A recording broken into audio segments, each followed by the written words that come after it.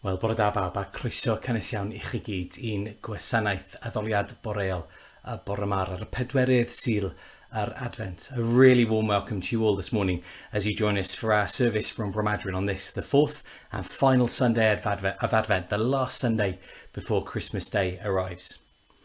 Much of this service has been prepared in advance. It was going to just be shared online as a fully put together service. But then, of course, we had the news last night about the most recent lockdown, didn't we? Starting at midnight last night. We're in it now.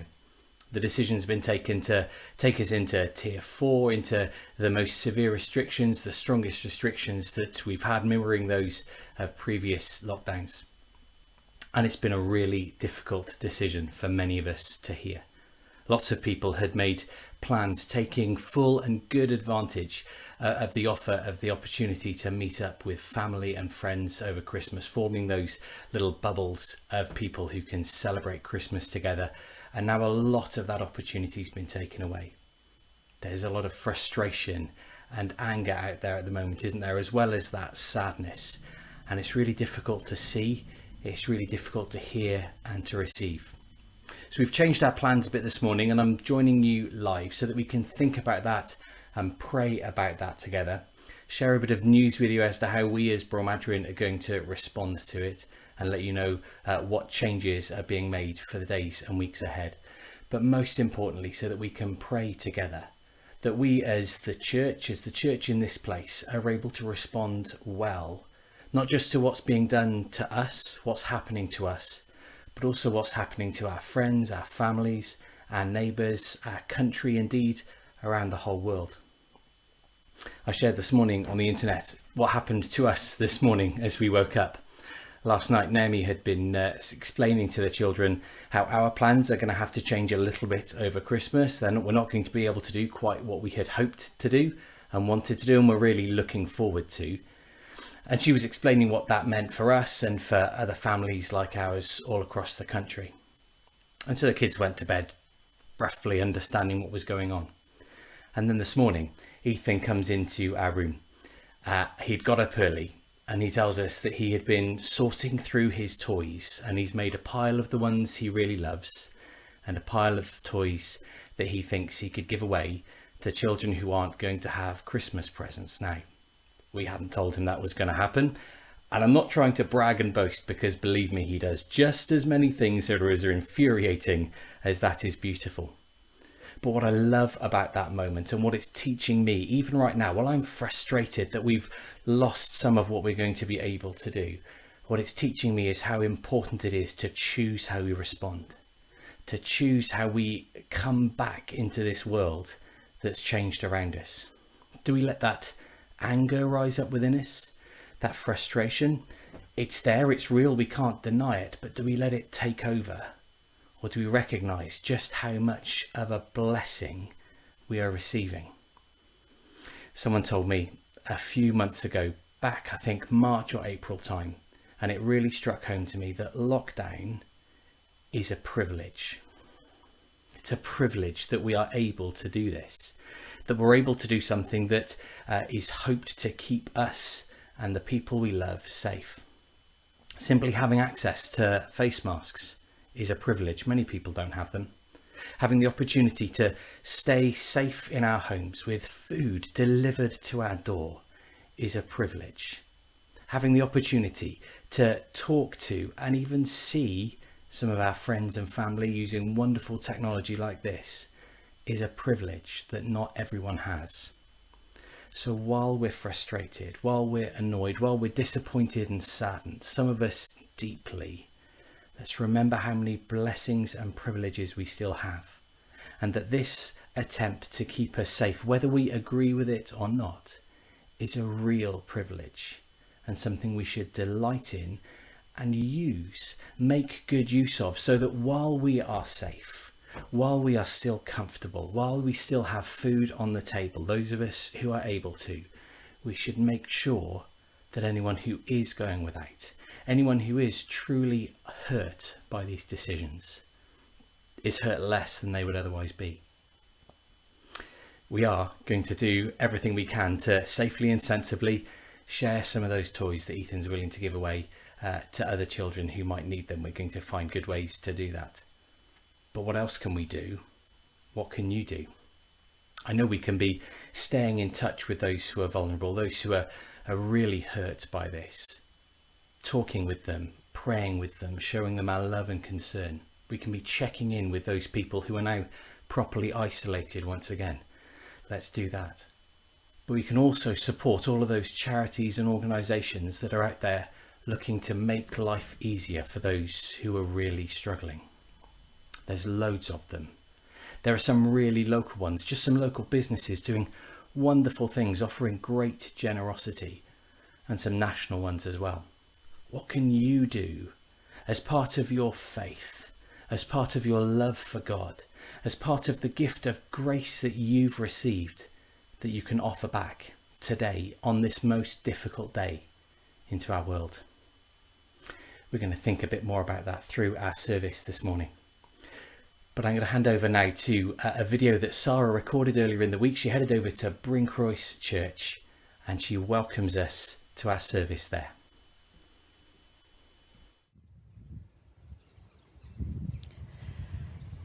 Daw'r wasanaeth bore yma o eglwys hyfryd, yr eglwys Santes Fair ym Brincroes yma yn Mhenllyn. Eglwys sydd yn nghalon ac yn chanol ei chymuned.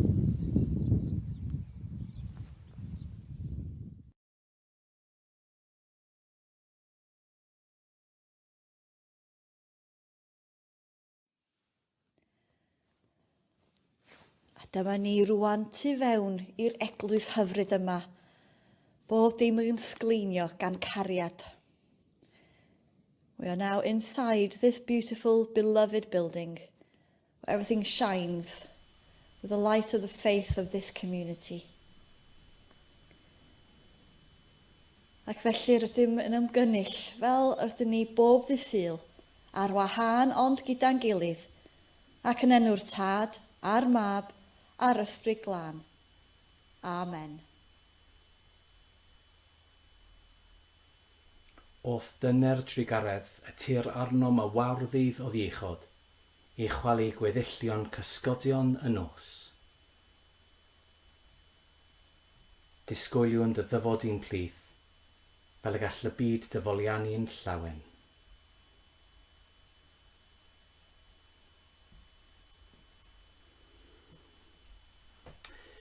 We've got our Advent wreath here with us. I just remembered it this morning. Suddenly, oh my goodness, there's something missing. But there it is with our first 3 candles for Advent lit already. And in a moment, we're going to see the 4th candle lit with some little helpers. I mentioned earlier that Ethan's not always that wonderful little child. Well, you'll see him trying to blow out our Advent candles in just a moment rather than light them. But there we go. But before we light those candles, before we do that, we're going to hear Anna Georgina playing her harp in Llangonadal Church for us. I had the real delight of being able to record her playing her harp on Wednesday, and we've got a number of beautiful pieces of music that she played which we're going to share over this Christmas season. So here's the first one. It's a piece called Caser. I do hope you enjoy.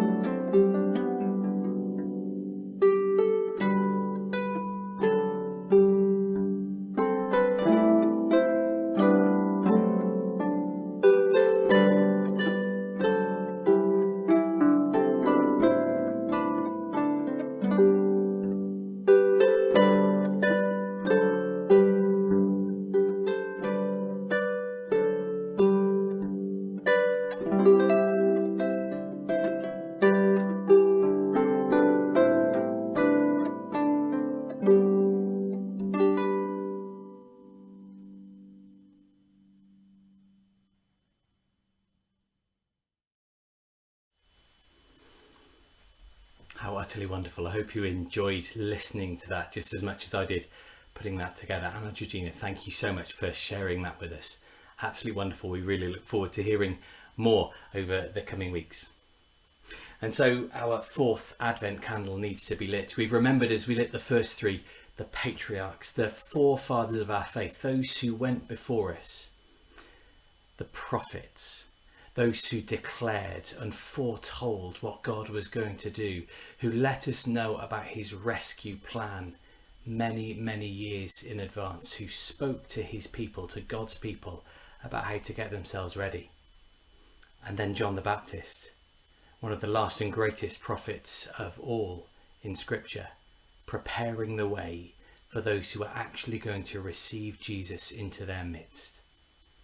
And now, this Sunday, we think about Mary, the mother of Jesus, given that most incredible of all tasks to carry the child Jesus in her womb, the Son of God, to bring him into the world. What a task she was given, and what a decision she got to make, to say yes to God. Here was a challenge, here was a hard thing put upon her by someone else, not her choice, not something she would have looked for. And maybe all of her plans were ruined, but she said yes to God. Here is how I can serve you. And so we remember Mary as we light our fourth Advent candle.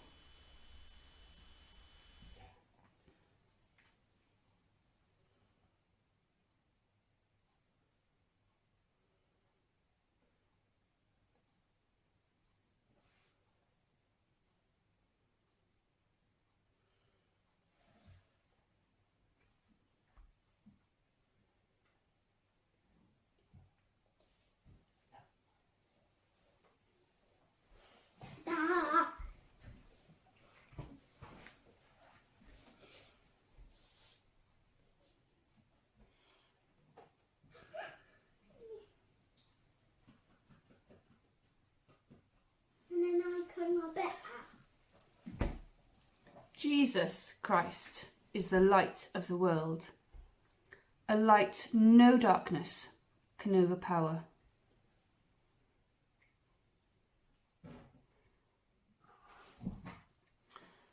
Hurry, Lord Jesus, and come to us quickly. Fill our hearts with awe at your coming into the world. May the joy of Mary fill the lives of everyone on earth. Amen. O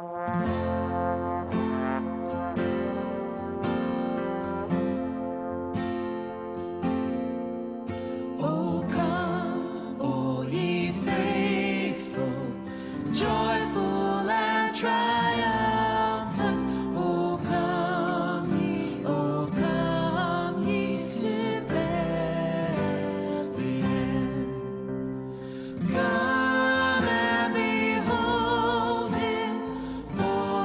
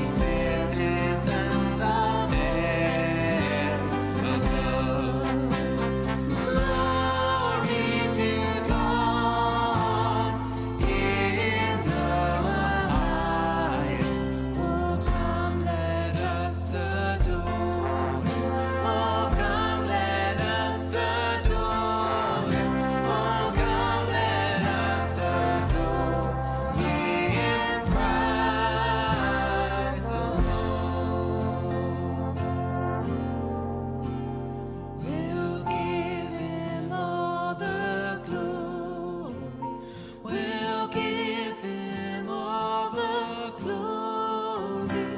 We'll give him all the glory. Christ the Lord. For he alone is worthy. For he alone is worthy. For he alone is worthy. Christ the Lord.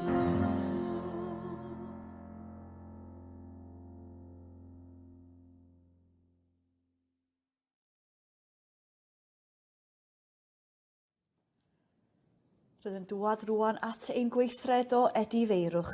We come to our act of contrition. Drwy gydnabod ein pechodau a'n hangen am faddeuant, rydym yn gofyn i Dduw gymryd y cam cyntaf yn y cyfarfod hwn. By acknowledging our sinfulness and our need for forgiveness, we ask God to take the initiative in this encounter.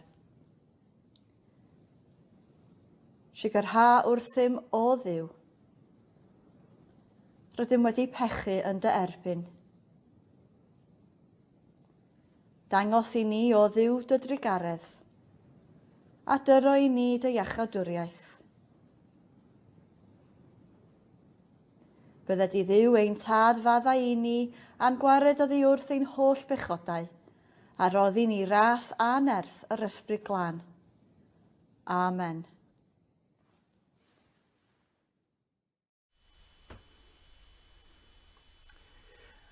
Thank you to Sarah, and wonderful to share in that carol. So we're going to have our first reading today. This is from the second book of Samuel. It comes at a fascinating time in the life of the people of Israel. David, one of the most famous names, King David, has become king through really difficult circumstances and then led God's people through even more difficult situations. And finally, they are establishing a city, Jerusalem, a home for themselves to really grow from and be obedient to God. And so this is towards the end of that story. Things have been really hard, and there's been need for faithfulness and obedience from David, even though he's messed it up a fair few times and really not tried to do all that God has asked of him. Other times he's got it spot on. But now things have gone really well, and after trusting God and following God for so long, they come to a place of security. And this is what happens in 2 Samuel chapter 7.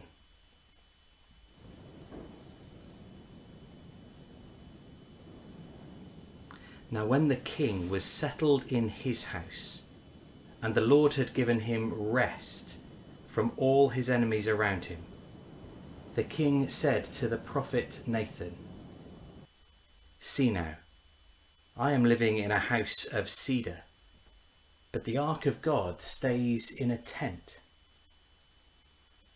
Nathan said to the king, "Go, do all that you have in mind, for the Lord is with you."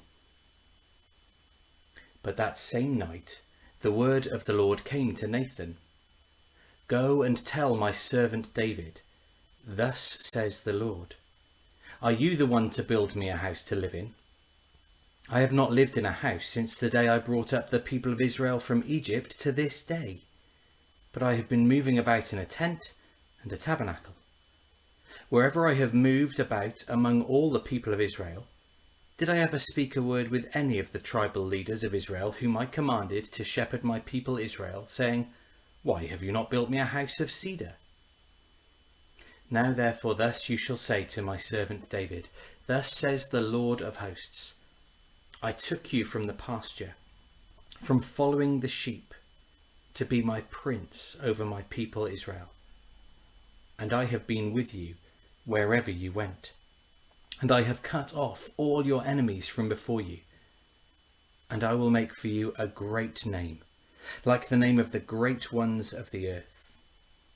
And I will appoint a place for my people Israel, and will plant them, so that they may live in their own place, and be disturbed no more. And evildoers shall afflict them no more, as formerly, from the time that I appointed judges over my people Israel. And I will give you rest from all your enemies. Moreover, the Lord declares to you that the Lord will make you a house. Your house and your kingdom shall be made sure forever before me. Your throne shall be established forever. This is the word of the Lord. Thanks be to God.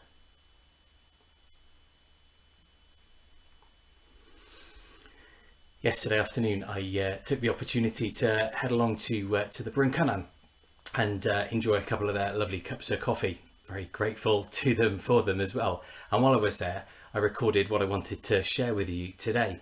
But of course, that came just a couple of hours before the announcement that we weren't particularly expecting. So here's what I had to say at that point, and afterwards, maybe a little extra, just in addition to share with you.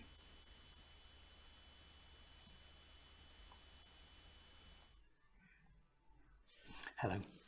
So here we are on the fourth Sunday of Advent. Advent coming to an end. Christmas is nearly here. Are you ready for it? Everything wrapped and posted if necessary. Cards written, tree decorated. That's probably happened weeks ago, hasn't it? Advent, as it draws to a close, is a really special and important season in the life of the church and in the life of individual Christians.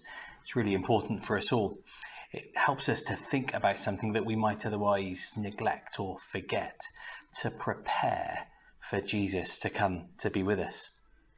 But it's about his coming to us in both senses, coming to us at Christmas as that little baby born in the stable, born in the manger, but also coming to us again as the Lord of Lords, as the judge of all things, the one who's won for us victory over sin and death itself. He's coming once again. And as he comes, he brings with him his kingdom. You might have heard me banging on about the kingdom in the past. It's something I love to talk about because it's not a physical place up there in the clouds like we might think of as the kingdom of heaven. No, it's wherever God's rule and reign is to be found, wherever he's in charge, wherever he's in control, and we can see all of his goodness around us, wherever we see love and kindness, truth and hope, holiness and justice. Maybe you've seen some of that recently in your life or in the lives of those around you as care and compassion and kindness has been shown through this pandemic. That's been God's kingdom at work here amongst us, and it's wonderful. You might even also on occasion have heard me talk about our role as the church, including helping to build the kingdom of God here on earth by doing those things, by bringing God's love and compassion and kindness and holiness into the world through the way we act and behave. But I've read something recently that's reminded me that that's not something Jesus ever talked about. Jesus never talks about us building or bringing the kingdom of God. That's his job. We're not meant to establish it, to further it, extend it, anything like that. What Jesus talks about us doing is waiting for it, seeking his kingdom, seeing it, entering it, receiving it, even inheriting it, and declaring it. Whilst those are all things for us to do in one sense, they're a lot more passive than the idea of us building it or establishing it or growing God's kingdom. Again, that's his job.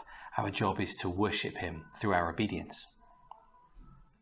I think King David, as we've heard from the second book of Samuel, he might have been susceptible to that same confusion that I've obviously been susceptible to.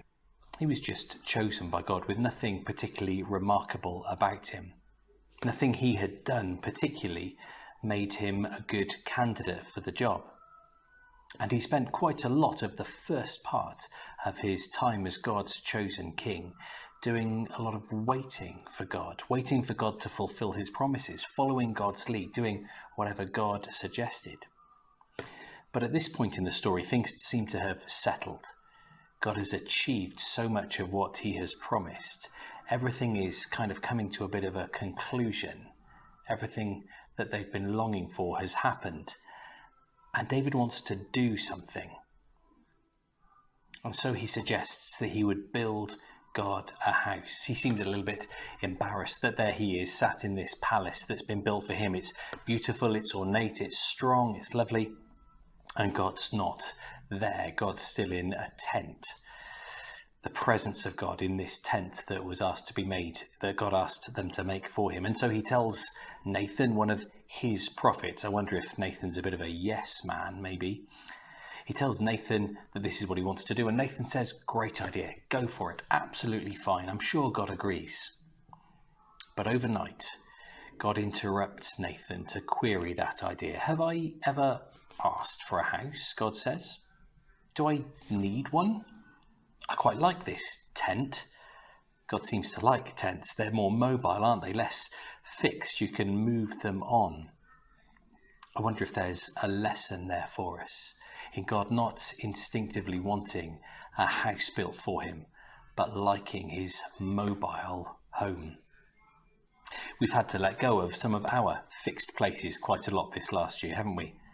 Many of us have felt pain at the loss of being able to go into our churches, our church buildings that we know and love. Now, if that pain has been in our inability as a result to meet up with each other and be church together, well then I'm sure that that's something that God shares with us. He shares that hurt and that loss. And we pray that the end of that might be in sight and that this next year, this coming year, isn't going to be quite the same as this last year has been.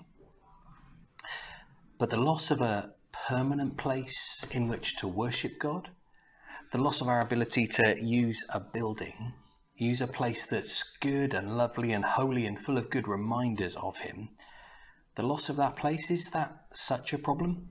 Do we need to be a bit more careful? If God wasn't quite so concerned about it, should we be? In the end, God agrees with David. And David's son, Solomon, is to build God that temple. And it gets built. But there's a reluctance to that from God. He actually thinks it's a bad idea. Much like the way that when they asked for a king in the first place, he said, you really don't want a king. Just because everyone else has got a king around you, you don't need one as well. You've got me, and you've got the people I speak through. You don't need or want a king, really. It's not a good idea, but they asked, and so they get. And in Saul, the king, the first king before David, it all goes horribly wrong, and it goes wrong through other kings as well in the future. And God gives in, allows them to have both a king and then a house for him, a temple. He lets them have what they asked for, but warns them about the problem.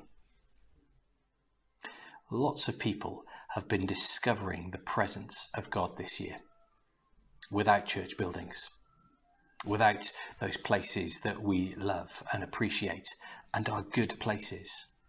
Lots of people have started praying, asking questions, reading, seeking God in their homes through this last year. People who don't normally worship God. There's been a huge upsurge in people asking about God, and we haven't been able to encourage them to do that through inviting them to our churches. Not in the same way anyway. Isn't there something there for us to learn as well? If we can't pick up on that, then surely there's a bit of a problem. And I'm not saying let's just get rid of them. We don't need them, although there is an argument for that. What I'm saying is we must be so very, very aware of the problem that they can create for us, that we become dependent on them and fixed in them rather than dependent on the God that they're meant to call us on towards, point us to and direct us to. And we must always remember that they're not the only place where people can meet God.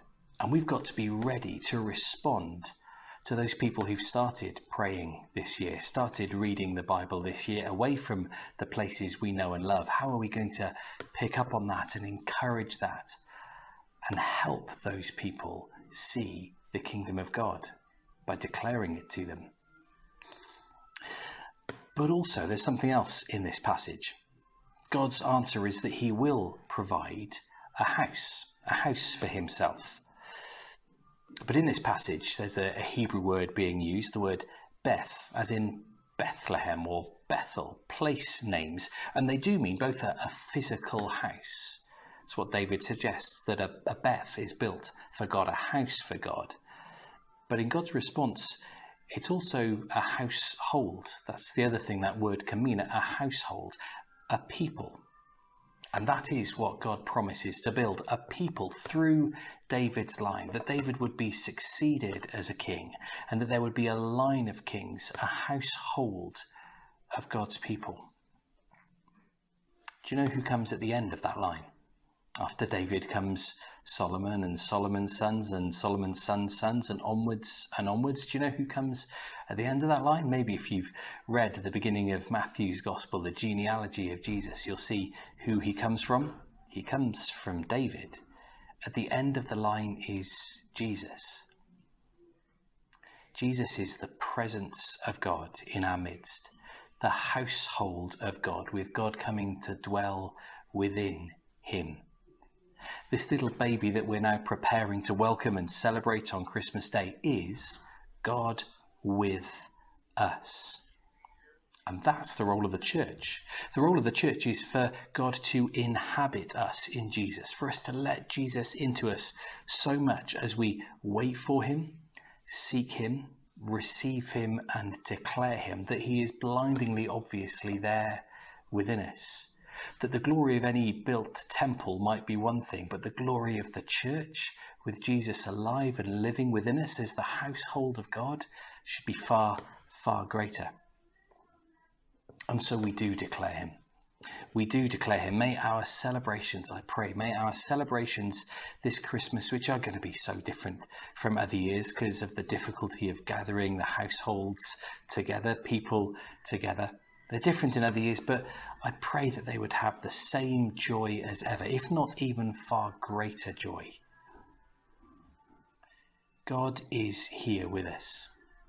He's alongside us. He's right with us in the middle of any mess and problem that we're encountering. It's wonderful news. I pray that we would celebrate it, declare it, and catch on to everywhere where that's happening around us this year. God bless you. Have a wonderful, wonderful Christmas. God is with us. Amen.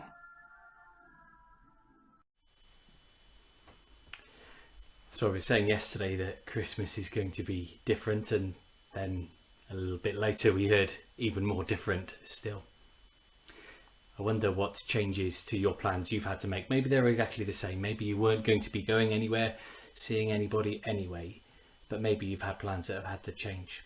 And yet, surely this is different to other years, and that point still holds, doesn't it? Some of the things we've depended on and relied on to be the thing that makes Christmas a celebration for us aren't there so much. I hear people say Christmas is all about the kids, isn't it? Oh my goodness, it's a time for children. Oh my goodness, children look forward to it like nothing else. But it's not a time for kids. It's a time for everyone in every situation they're in. The point of Christmas is not joy at giving gifts. The point of Christmas is joy at receiving a gift right down in the midst of our mess.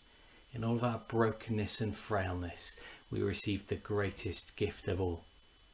So as the world around us, the nation around us learns to adapt and perhaps have to let go of some of the things that they've relied on, we're having to learn the same as the church, aren't we?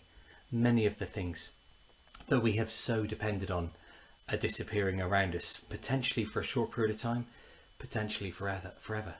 Maybe we need to learn from what the rest of society is doing around us, but also maybe we can show the way as well. Maybe in our willingness to hold lightly to the things that actually truly are secondary to the most important thing of all, which is the presence of God and the knowledge of his love and serving him.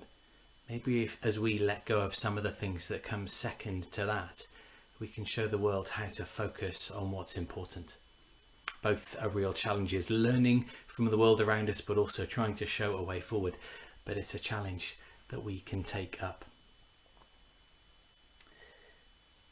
We're going to hear carol now, another carol. This is a recording from quite a while ago, I think by the BBC on Songs of Praise. It's a Welsh carol, Tia Bethlehem Dref, thinking about travelling, journeying towards Bethlehem. And as we think about, as we were thinking about the kingdom and the importance of seeking it and pursuing it, going forwards, looking to it, waiting for it, here we have that at Christmas, going towards Bethlehem. Here's our carol, Tia Bethlehem Dref.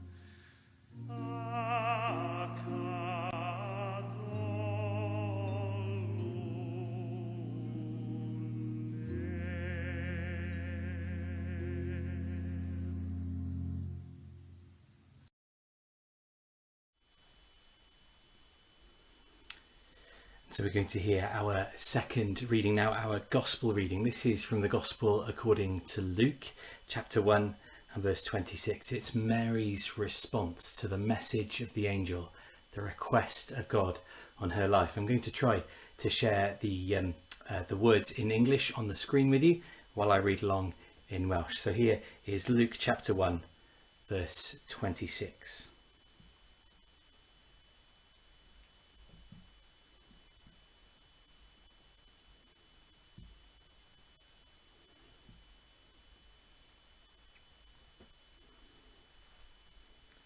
Yn y chweched mis, anfonwyd yr angel Gabriel gan Dduw I dref yng Galilea o'r enw Nazareth, a twref oedd wedi ei ddyweddio I ŵr o'r enw Joseph, o dŷ Dafydd.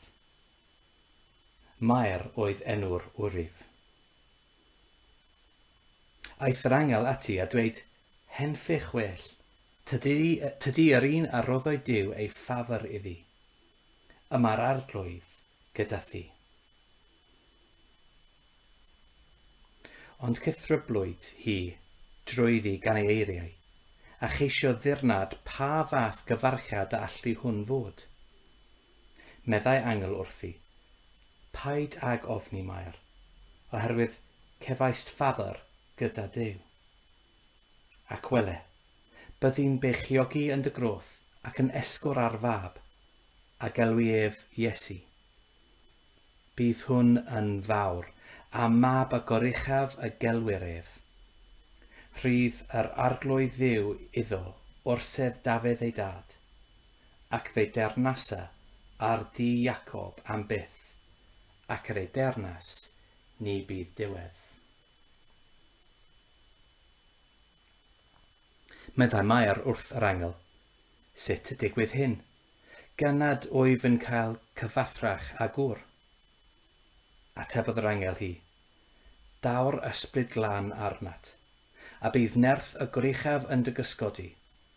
Am hynny gelwir y plentyn ac yn hedlir yn sanctaidd, mab Duw. Ac wele, y mae Elizabeth dy berthynas hithau wedi beichiogi ar fab yn ei heiniant, a dyma'r 6 mis i'r honna elwyr yn ddiffrwyth. Oherwydd ni bydd dim yn amhosibl gyda Duw. Dywedodd Mair, dyma lawr forwyn yr arglwydd, bydde di mi yn ôl dy air di.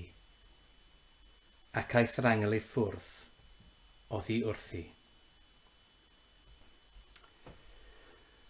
I am the Lord's servant. Gosh, a word we probably don't like, do we? Have you been watching The Crown? Maybe you have. Maybe the idea of all those servants surrounding you is a lovely one. Maybe actually you'd like the idea of being one of those servants because you get to work in such a place of grandeur. Downton Abbey was great as well, wasn't it? Watching the lives of those downstairs. But actually, who wants to be a servant? Who wants to be a servant? If it's to God, then we all should. I do. And I hope I do live to serve him. I hope we all do, because it's a totally different kind of service, isn't it? It's a service in freedom. It's a service to love. It's a service to truth. It's a service to holiness. All of these wonderful things. There's nothing wrong or false in the one to whom we are a servant. And so, again, particularly today, as we're surrounded by such frustration, we remain servants of God. I do not think that God has called us into lockdown. I certainly don't think that God is leading us into coronavirus. Far, far from it. But while we are here, we remain his servants. And how best is he served? What attitude of our hearts best serves him? Surely it's one full of the grace that he gives to us. So while we get critical of those who are leading us, and perhaps we need to hold them to account, while we get frustrated with the attitudes of others around us with whom we totally disagree and think they've misunderstood and got it wrong, while all of that is swirling around in our minds, may our hearts rise up and let us say, I am the Lord's servant. How can I serve you today? Let's pray.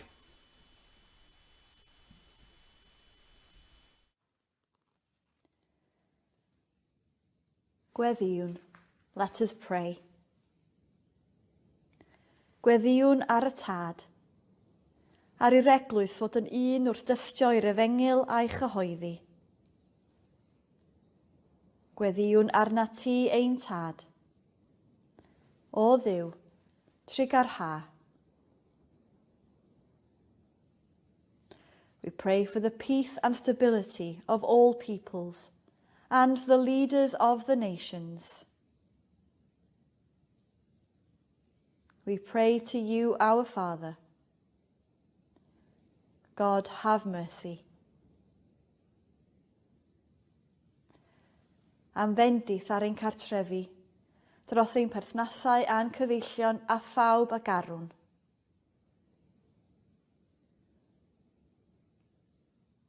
Gweddiwn arna ti ein tad.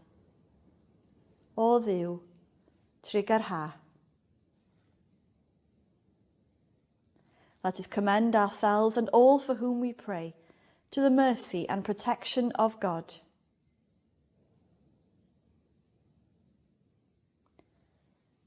Da trigarog, derbyn y gweddiau hyn mwyn dy fab, ein gwaredwr Iesu Grist. Amen. And together we say the Lord's Prayer, adroddwn weddi'r arglwydd. Our Father, ein tad, yr hwnnwyd yn y nefoedd, sancteiddiau'r dy enw, deled y deyrnas, gwneler dy wyllus, megis yn y nef, felly ar y ddeiar hefyd. Dy roi ni heddiw ein bara beunyddiol, a maddau i ni ein dyledion, fel y maddeuwn nina i'n dyledwyr, ac nac arwain ni brofedigaeth, eithir gwared ni rhag drwg, canis eiddo ti yw'r deyrnas, a'r gallu a'r gogoniant, yn oes oesoedd. Amen.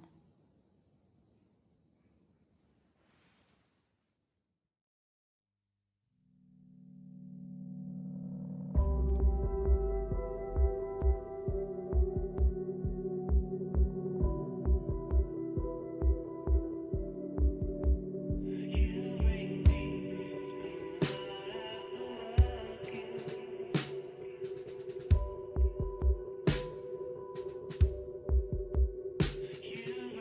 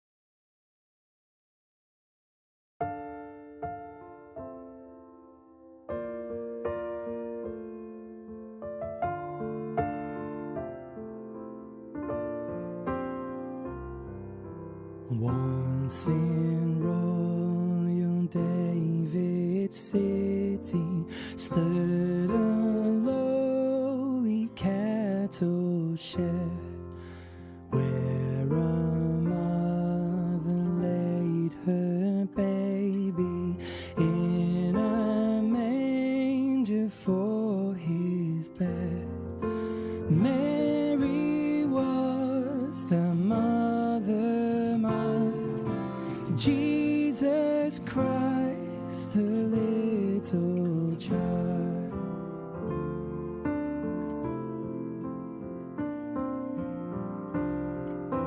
He came down to earth from heaven, who is God and Lord of all, and his shelter was a stable, and his cradle was a stall. With the poor and mean and lowly lived on earth our Saviour holy.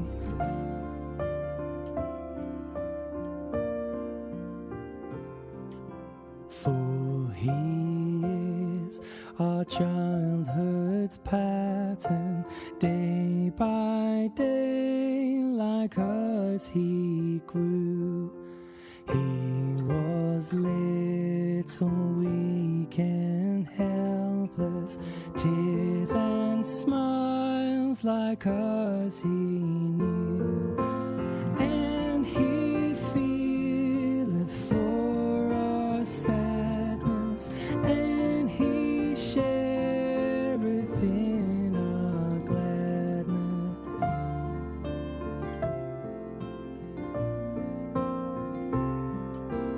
And our eyes at last shall see him through his own redeeming love. For that child so dear and gentle is our Lord in heaven above, and he leads his children on to the place where he is gone.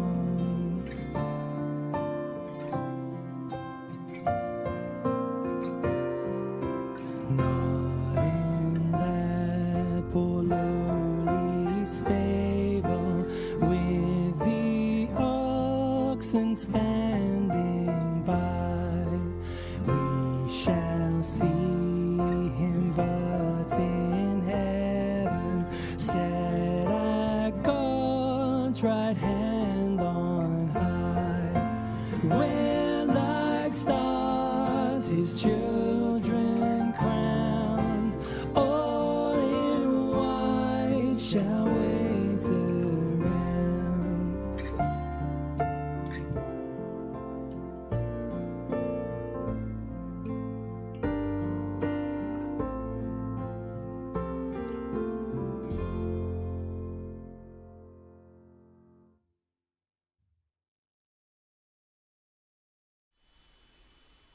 And he feeleth for our sadness, and he shareth in our gladness. God is here with us in the midst of all that we're experiencing. Whatever is happening to you at the moment, God is there with you, sharing with it, sharing that burden and sharing that joy. And he leads us on into his kingdom. We follow, we seek, we wait, and we see the glory of his kingdom all around us as we say yes to God. I am your servant. Wonderful Christmas news. Other news is a bit more practical. So what are we going to do? What is Bromadrin doing as a response, in response to this new lockdown? Well, we received an email last night from the archdeacons of the Diocese of Bangor Diocese, and they told us that there is permission in this Tier 4 lockdown for churches to continue to hold services. However, there was a full understanding that different places and locations are different, and feelings and practicalities might be different in each place.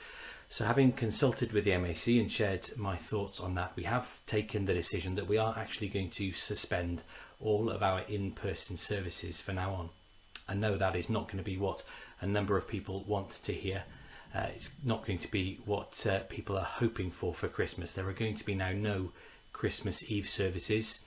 No 9 o'clock in Llangonadal as planned, and no 11:30 in Nevin as planned. And we're not going to be having a service on the 27th of December in Nevin that morning as we had planned as well. So that leads us up to the new year.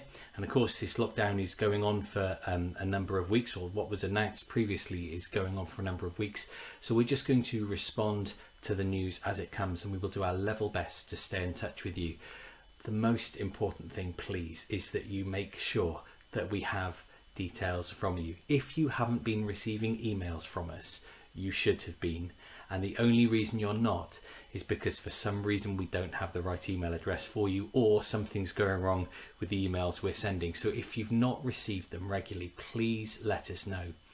If you know people who don't do email or the internet and they're not receiving post from us, either CDs that we produce weekly with letters that accompany them, or monthly the notice sheets that go out. If you know people who want to get them and aren't getting them, the only reason is that we don't, for some reason, have their contact details, their postal address, that kind of thing. So please look out for each other and make sure that we have those details so that we can share that information with you and that you can all be up to date with what we're doing. However, there are some things that are still continuing. Tonight at 6:30, Sarah is going to share the last of the four bedtime stories, Christmas bedtime stories she's been reading on Zoom. The Christmas story shared over Zoom at bedtime, particularly for families with young children. If you or people you know would like to be part of that, the best thing to do is to get in touch with Sarah. If you don't have her details, you can email sarah@bromadrin.church. Send a message on Facebook and she'll be able to send you the Zoom details so that you can join us for that bedtime story. In exactly the same way, you can join us on Christmas Eve, again at 6:30, for an online crib service, a Zoom crib service. Sarah's going to be leading that again for us. I'll be helping her with it. So please, if you want to be part of that, if you want to join in with that, just watch it or even contribute to it, please get in touch with myself or Sarah, and we will give you the details you need to join us on Zoom. So next Sunday, the 27th, we are going to have an online service instead. It might be live like this, it might be pre-recorded, we're not quite sure. On Christmas Day itself, and in fact over the next few days and the days leading up to Christmas Day, we're going to be sharing some online content with you through Facebook, through YouTube, through our website. Please do stay looking out for it and ready for it. It'll be lots of videos, Christmassy stuff, songs, carols, all sorts of wonderful things. So please do keep an eye out for that. Click follow us or subscribe on YouTube, whatever you need to do to make sure you get that information. And lastly, just a little bit of advance notice. After Christmas, what's the next most important thing? Oh yes, my birthday. But then after that is the new year. And then we have Epiphany on the 6th of January is Epiphany. And normally we have a wonderful carol service, an Epiphany carol service in Llangonadal on Epiphany. Well, this year, obviously, we can't do it. We probably couldn't have done it anyway, and we're not going to be able to do it now. So that service is going to be online as well. We're doing that slightly differently. Loads of other churches have done their services with people coming together using Zoom. We've done a bit of Zoom for coffee mornings and prayer meetings and some of our other meetings, and that's been great and it works really well. But this time we're going to try our Epiphany service on Zoom. Wonderfully, we'll be able to share what everyone who's on Zoom at the time can see on Facebook and then on YouTube.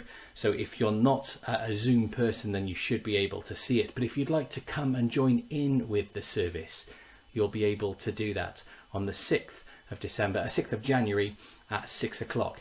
I'm delighted to say we've invited, and he has accepted, Monez Farah, the Archdeacon of Christian Communities, New Christian Communities down in St David's Diocese, who's from Israel, from the Holy Land, from Palestine. He's going to be joining us as our guest preacher on that Wednesday, the 6th of January at 6 o'clock, our Epiphany service. And we'll have lots more wonderful harp music from Llangonadal as well in that service. So get that in your diaries and get in touch with me or look out for the details to join us on Zoom on that day. I think that's the last thing I want to share with you, other than to say, please be kind to each other. Be servants of the living God in your Christmas celebrations. Be full of his joy and compassion. May God bless you and keep you. Make his face shine on you and be gracious to you. May he look lovingly on you and give you his peace. I'm going to hand over to Sarah for the last bit of our service. I was going to, but I haven't got that video ready, so I'm going to have to say goodbye to you myself rather than sharing that one with you. Apologies for that. Bless you. Thank you for spending time with us this morning. Happy Christmas to you.